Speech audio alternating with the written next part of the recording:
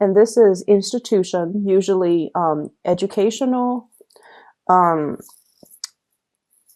I'm getting a really big work energy with this, okay, where things are very hierarchical and there's like a chain of command. Every decision needs to go up the chain of command, and then every decision, like every decision has to go through an expert. Every decision has to be screened out and vetted before the person on top can make the decision.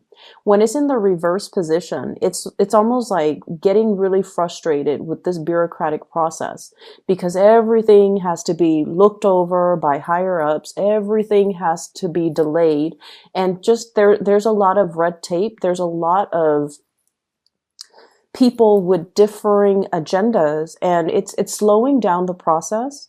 But once again, I feel like, yes, it is a very archaic, time consuming, possibly inefficient process, but I feel like it needs to happen because all the people that are looking at a situation before they can approve it, before they can decide on the best course of action, they are experts in their field and they're making the decision from their perspective.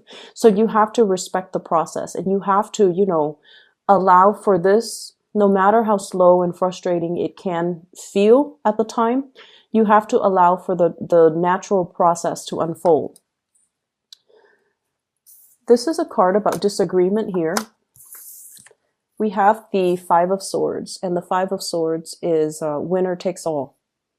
Okay, lack of compromise, wanting to make like these executive decisions without consulting other people, and it's sort of like one person leaves with all of the jewels on their sword, and then the other person is left with nothing.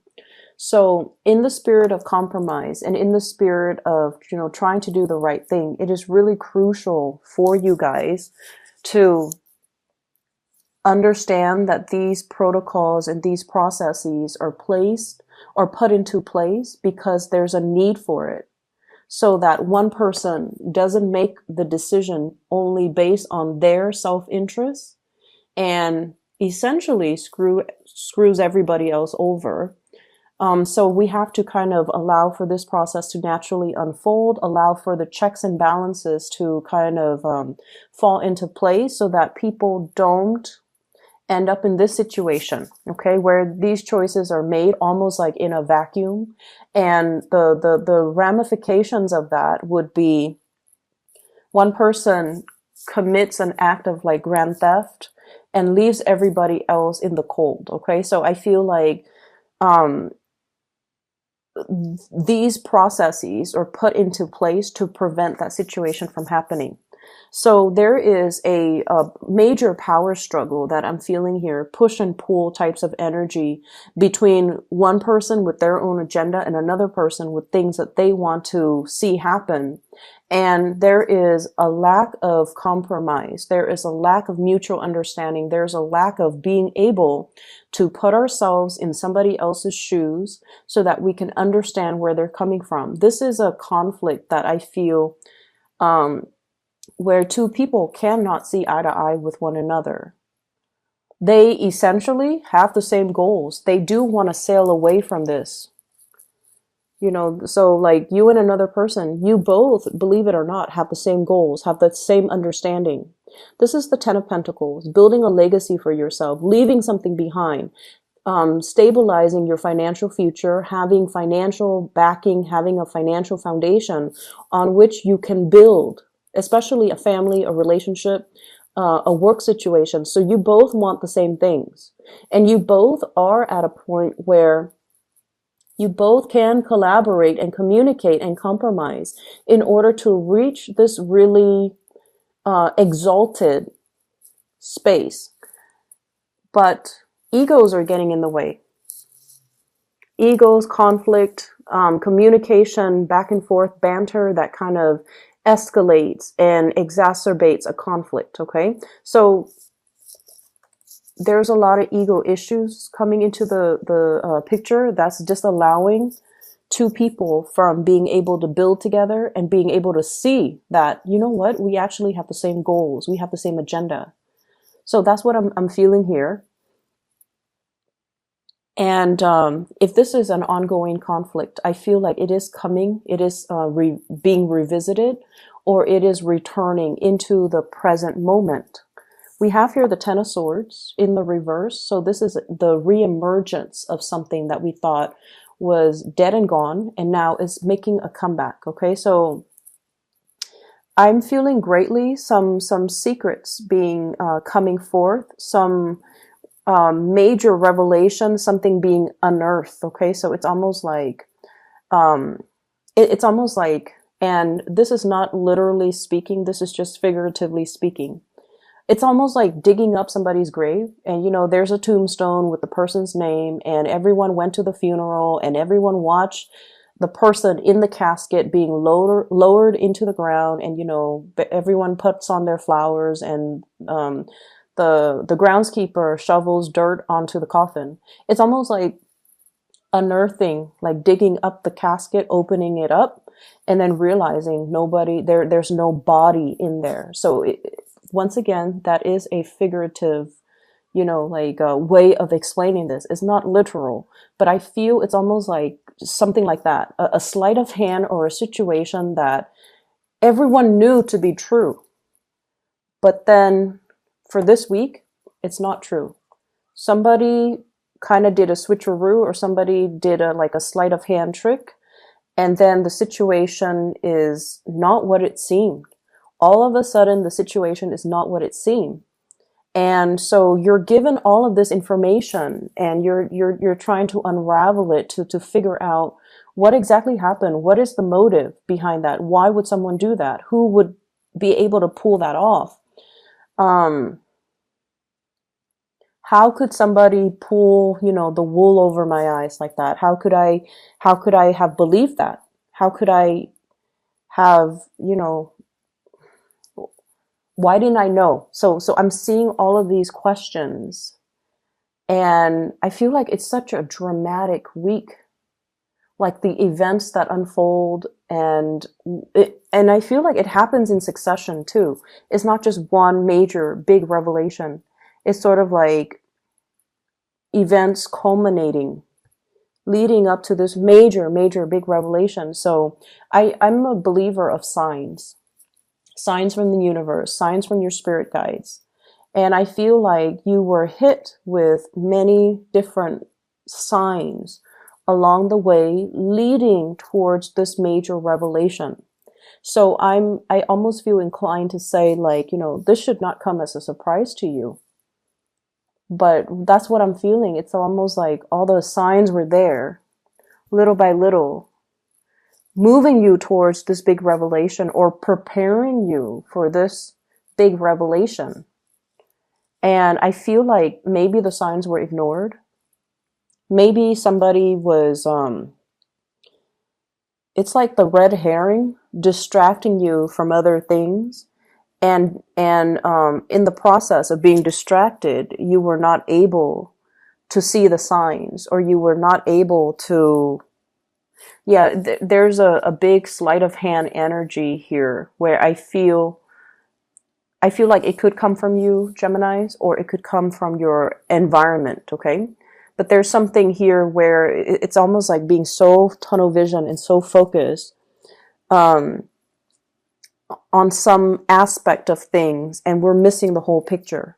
So going back to that first image that I saw, I feel like it's shifting sands, okay? It's almost like that mirage in the desert. What we think is our destination, we're heading towards the oasis, and we're trying to find refuge away from the heat and the scorchiness and just the dryness of the desert, heading towards this oasis, and we feel like it's in front of us, but then everything turns out to be a mirage. And then we're left with, you know, these whirlpools of sand that you have to kind of maneuver your way through. So I just see everything as a series of events that allows you to see that everything is very fluid, that everything is like shifting sands under your feet. Needless to say, there is a big need here to be firmly grounded, okay? The decisions that you make, the things that you're planning, and whatever it is that you're planning to do. I feel for some of you, talking to a boss, and the boss is not able to give you anything definitive. Like, we don't know yet. We need to get the projections for next year. So we're not going to be able to, approve that raise, open up that position, decide on a course of action, finalize the contract. So everything is like on hold, and everything is just like contingent upon other things. So I feel like if that's the case, you might be frustrated. You want to move things along. But once again, everything is built on shifting sands. And the desert landscape, it changes too with the weather. There could be, very severe windstorm. And it changes the mounds, it changes just the landscape. So what was there yesterday might look very, very different the next day. And so if you're used to one way of doing things, you're going to have to quickly adapt to these shifting sands and do things a different way. And it's going to be frustrating because when you're in the midst of this, it is not your place to be able to ask these questions. Why are we switching protocol? Why are we changing our objectives? Why are we changing our agendas? And I would say that, the reason why we have to do this is to accommodate some recent big changes, to accommodate and make room for new things. New things might be better, or to just accommodate the climate that we're in. So I feel like it can feel a little bit frustrating. I see for others too, this is in regards to your significant relationship, okay? There's definitely a situation where things were building up. And I see like concentric circles, small, medium, getting bigger and bigger. So things are culminating in your love relationships. And I feel like many of you have been with somebody or are staying with somebody that you're no longer in love with. And you have flirted with the idea of, divorce, separation, hightailing it out of there are the words that I'm hearing. Like, I don't want to be involved in this anymore. Emotionally, I'm spent. I am no longer emotionally invested in it. But the financial burden, if you were to get divorced, is really, really, really big. It's almost like, so let me show you the cards. 10 of Pentacles, family. 10 of Cups in the reverse. 10 of Cups in the reverse is like no longer seeing eye to eye with the other person, no longer in love with the other person. But here's the catch. 5 of Swords, winner takes all. So if we were to proceed with divorce, separation, one person is going to take everything. So I'm feeling here, there's a lot of paranoia regarding finances, regarding money. And I feel for some of you, this can play out in a divorce proceeding, court proceeding, not wanting to leave a relationship because of financial considerations. For those of you who are traveling, I do see travel and movement. You're obsessively planning over it. Where am I going to stay? What stops am I going to make along the way? Do I have the financial resources? So those of you who are dealing with that, you're going to be fine. You're going to be okay. You're going to sail over your financial woes, okay? And all of it is happening because you're taking the steps and you're doing your due diligence to plan these things. So I definitely see people traveling with a family member, with family, and I feel like it's going to be an expensive trip. It's expensive.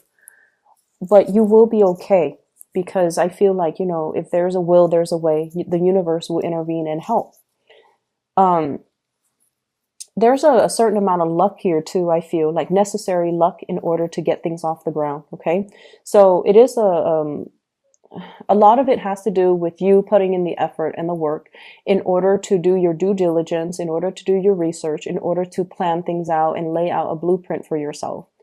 And so the universe is helping you, is sprinkling some lucky, stardust on you to make sure that this venture is going to go the way that you want. But the universe would not have intervened if you just, coasted and not do your portion of the work. Does that make sense? So I feel like there's definitely a certain amount of divine protection and luck coming through to help you through this week. Okay. I'm also seeing as well, I feel like for those in relationships and that where you're no longer in love, okay, and when you're no longer in love with another person, you might care about the other person, but the love is not there anymore, or you feel like you have outgrown the relationship, and you almost feel like it's time to go on, like it's time for me to move on. But I feel like many of you fear leaving this relationship because it's sort of like the devil that fearing the uncertainty, fearing the whole process about, I have to go out there and date again. Dating is so awkward. And what if I don't find anybody as good as this person that I have right now? What if, I'm too old and I can't find anybody? So I see some of you with that element as well. What if people are after me only for my money? Or even what if I can't find somebody that wants the same things as me? So I see this element about staying in a relationship because of the comfort and the familiarity, and having all these questions as well, like fantasizing about, bachelorhood, the single life, and wanting to go out there and possibly even go after another person, but not being able to take that leap of faith just yet because you have a lot of self-doubt, because you're dealing with self-doubt. I see many of you too having trust issues. It's not prominent, but I feel like it's one of the reasons where, and I feel like the trust issue stems or ties in or exists in conjunction with, what if someone is only after my money? What if somebody's only after my fame? What if somebody is using me kind of like as a stepping stone for their career, or they're only using me to help them in some way, or they're only using me to boost their status in some way? So I feel like some of you have a lot of fame associated with you, and you're weary about dating because you don't want to be used. You don't want the other person to take advantage of you. There is a person that you are going to be communicating with. You could be single or coupled up. And I feel like there's a lot of fantasies. I'm seeing like, fantasizing about another person. And I'm seeing a lot of electronic communication. Whatever barriers there have been when it comes to communication, when it comes to trying to... I feel like somebody is communicating in a very cryptic way that's hard to understand. And honestly, it could be you, Geminis. I see like 60% it being you and 40% being the other person mirroring you. So if you're not communicating clearly and succinctly, then the other person's going to give you a dose of your own medicine. If you are communicating very, very clearly and succinctly, clearly yes or clearly no, then the other person is going to mirror you. So in order to improve the communication here, it's like the ball's in your court to try to initiate more honest, thoughtful, and meaningful types of communication. So I feel like there's a lot of electronic communication between you and another person. I'm seeing I'm seeing a fire sign, so Sagittarius, Aries, or Leo. And I'm seeing the fire sign here with the Page of Wands. It's not so much the page energy that I'm seeing, but more like a person that is a little bit more heart on their sleeves, flamboyant, fun, playful. So if you're giving them, um, confusing messages, I feel like they're going to dish it back. And so we have a cycle here that we kind of need to break, and it is within your control, and the ball's pretty much in your court to be able to do that. I see many of you too getting more physically active. I see more lifting weights. I see more like I see somebody bending down and like squatting or even doing weights or doing repetitions like I see like weight training, strength training. I'm also seeing a lot of people doing a lot of swimming as well, which is it's the winter time, or yeah, it's the winter time in the United States right now. So I don't know how that would work. I guess they would heat up the pools, but I see a lot of swimming. Um, the last thing that I want to mention here is